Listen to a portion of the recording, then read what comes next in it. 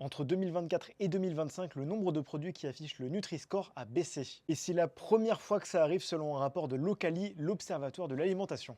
Et si vous n'avez jamais fait attention, c'est la petite étiquette juste là qui donne la qualité nutritionnelle du produit. Ça va de A jusqu'à E et ça a été mis en place par le gouvernement en 2017. Sauf que les entreprises n'ont pas d'obligation d'inscrire ce Nutri-Score sur leurs produits. En fait, c'est sur la base du volontariat, malgré quelques tentatives de l'instaurer pour tout le monde.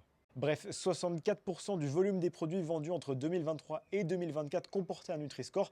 Un an après, ça a perdu 1%. Et en fait, selon ce rapport, c'est principalement le secteur des céréales, du petit déjeuner, des produits laitiers et des desserts frais qui a retiré le Nutri-Score des emballages. Et ça pourrait avoir un lien avec la mise en place d'un nouvel algorithme pour calculer le Nutri-Score, et justement, ça a été réévalué en 2025 comme par hasard. En fait, selon le site mangerbouger.fr, cette modification suit l'avancée des découvertes scientifiques. Par exemple, certaines huiles riches en oméga 3 vont avoir un score amélioré puisque les oméga 3 sont bons pour la santé contrairement aux graisses saturées. Autre exemple, avant cette mise à jour, les marques jouaient avec le taux de sucre dans certains produits pour améliorer leur Nutri-Score, donc on pouvait avoir des céréales au chocolat au même niveau que des flocons d'avoine sans sucre.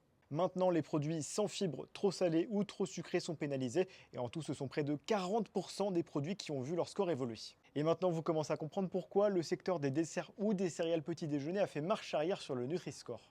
C'est le cas de Danone il y a 2 ans ou de Kellogg's il y a quelques mois. Ces entreprises pèsent très lourd sur le marché et ça peut expliquer la baisse des volumes de produits qui jouent le jeu sur le Nutri-Score. Si ce genre de format te plaît, n'hésite pas à t'abonner, je fais un décryptage tous les dimanches et une recette tous les jeudis. Sur ce, bon appétit!